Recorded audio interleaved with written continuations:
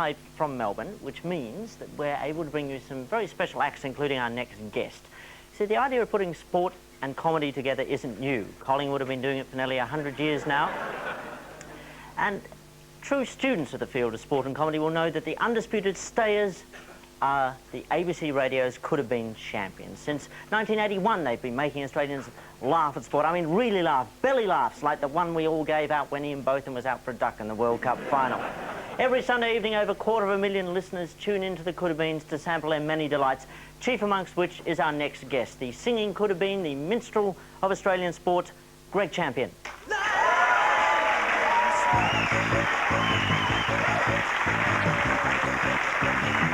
Welcome.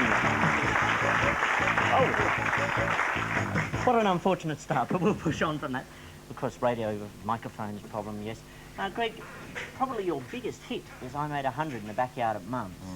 Did you, ever? Didn't make the 100. I think 70, to be fair, was the closest I got. Well, 70's pretty good. Yeah, I lied, to be honest, Andrew. Oh. Well, look, you've got to make these things up to have a hit.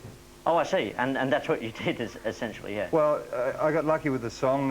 You know, a national radio program on the ABC picked it up, and Gee, that must have captured a big audience. Well, in his case, he has up to 1.5 million listeners.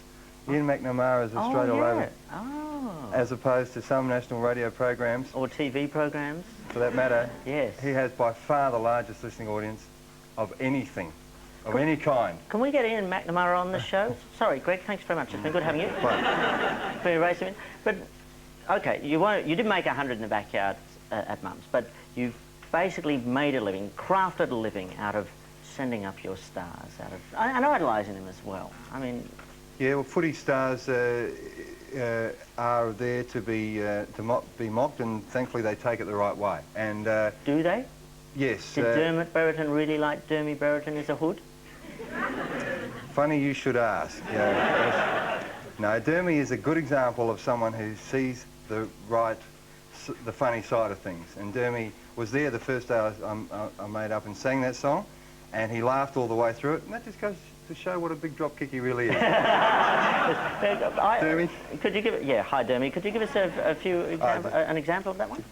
For those who don't know it, who may listen to McNamara instead. Robbie Flower was a champion, Rioli was a star, but they don't break legs like Big Paul van der Haar.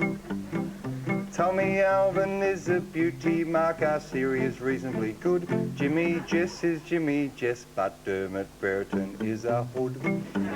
Now Dermot Brereton is a hood, Dermot Brereton is a hood. A bloke that comes from Frankston, never be any good. I wouldn't try to tell you as if I didn't think I should. He's your classic Aussie knucklehead, Dermot Brereton is a hood. He's your great big hairy monster, Dermot Brereton is a hood. Oh, some booing there. We have... I must say, Andrew, yes, about that song, we did it once for the Good Friday appeal for the channel, the Square Root of 49 TV network. Those greedy bastards, yes. And Dermy was contrived to chase me around the studios, yes, and he did say to me before the program, do you think you could just change that line about the classic Aussie knucklehead?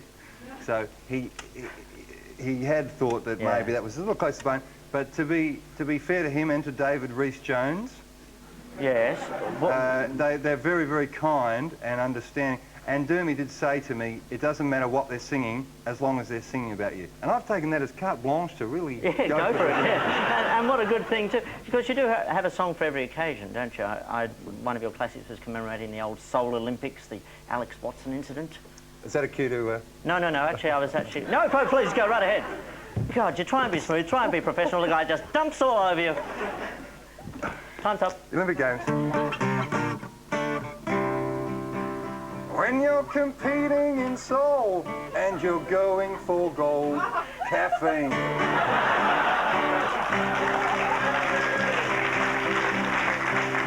You've got the fencing today, break out the Nescafe. When you're chasing your dreams, you need those 43 beams. Oh, yeah. And I'd just like to point out any resemblance to tunes Living or Dead is purely coincidental, yes. Yes. And to athletes. Oh, absolutely, yes. Now, of course, this kind of acoustic guitar solo act thing is what you're famous for, but it's not all that you've done. Do you recognise the man in the blue suit in this clip?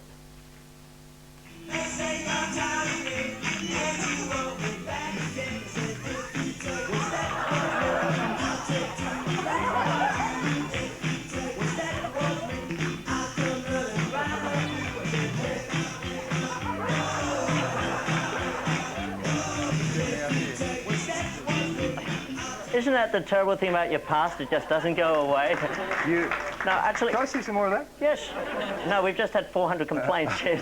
What is the story there? Because I don't actually know... No comment. I cannot say laws of libel prevent me. I speak to my lawyers. Oh, really? Okay. Were they in that group there with you? The band was called the... Oh, I didn't know you were going to do that. The band was the Young Home Buyers. Yeah. We were around in 1982. Yeah. We had a... We had an album... Oh, he's choking up now. We had an album that, as we say in the business, stiffed. And it made about number 48 and sunk without a trace. Yeah, yeah. Young Home Buyers was a cry from the wilderness by a lost and lonely bunch of young avant-garde thinkers. Yes, well, no, it looked great. Actually, one thing, you've had several groups, haven't you, with great names. You had the Young Home Buyers, the Fabulaires. What's your group called? The Maniac Rockers from Hell. Yes. The Flying Show Bags. The free-range yodelers, the huge sense of guilt, the eternal struggle between the forces of good and evil. Yes. I think they're fairly sensible names. Yeah, they are, really, yeah. Any names you've ever rejected on the grounds that they're not silly enough? Oh, absolutely not. The Important Brothers is the current band, and no, we just like to keep it stupid. Yes. And look, country and western, strangely enough, this man is a man of many talents. Is actually your true love, isn't it? No, country and western is a... I'm giving up on this interview, Kate. I was going to be incisive here.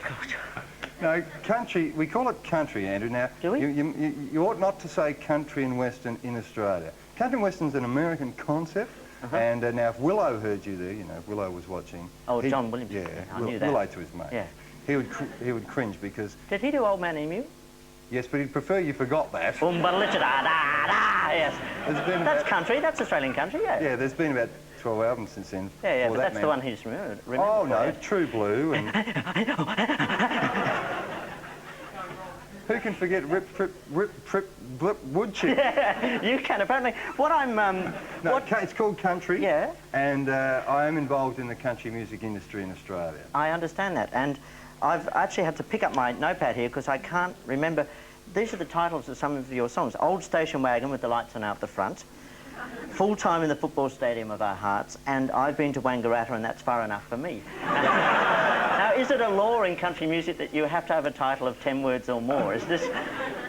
I'll be honest with you, I seem to work from long song titles. Long phrases seem to capture the imagination, and I Made 100 in the Backyard at Mum's is a good early example. And long phrases seem to get me going. And so I guess there are other examples. He Ain't Pretty, He's James Manson. Kim Hughes has got the blues. Yasser Arafat has a funny hat. I'm going to fax you and tell you that I love you.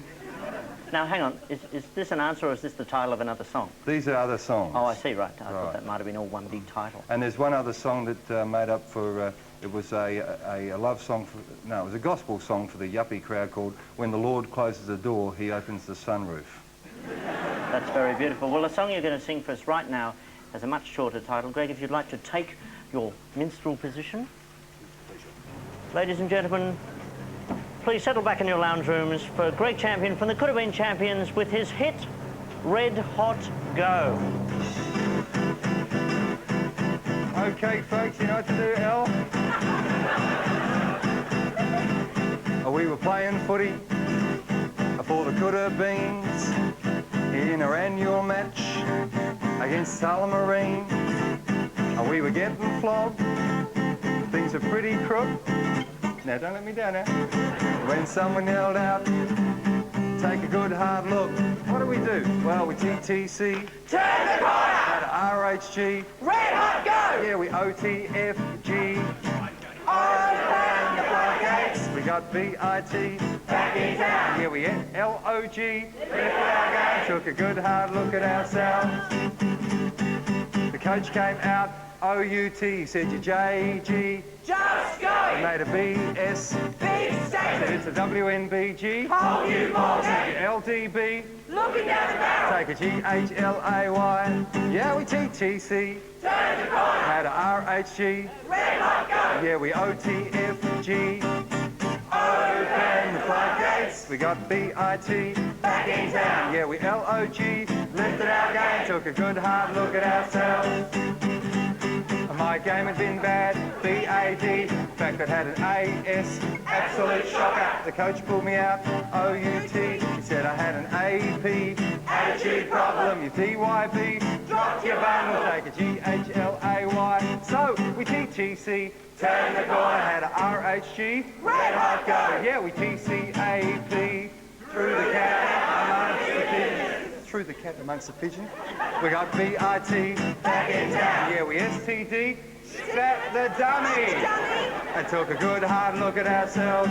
The coach turned to me, M-E, he said, I don't want an N-N, I don't want a P-T-F, I don't want a D-O-I, I don't want a S-A-O, but Y-K-W-Y-A, you know who you are. So we T-T-C, turn the corner, had a R-H-G, red hot go, yeah, we O-T-F-G, Open the floodgates! we got B-I-T, Back in town! yeah, we S-T-D, spat the dummy, took a good hard look at ourselves. We were H&H, Home and home! it was an H-H-G, Happy underground! we T-N-F-S, Thrust our hands in front of the selectors! we got B-T-B, Back to basics! we were O-T-Gs, Ornaments to the game! we C-P-I, Captured the public's imagination! T-L-T-B, Thank you, linesman! Thank you, ball boys! we T-D-G, we R-U-L-S, just made that one up, and took a good hard look at ourselves. We gave it E-P-C, your H-T-B-T, we had an R-H-G, Red hot go! and took a good hard look at ourselves.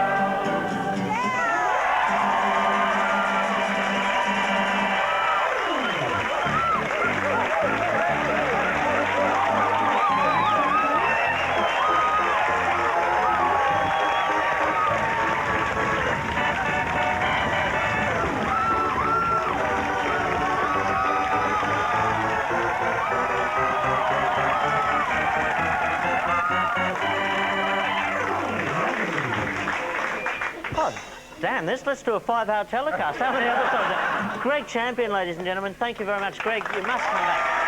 It'll be great to have you back. In fact, hopefully later in the year, we'll have the whole Could Have Beens gang on. But in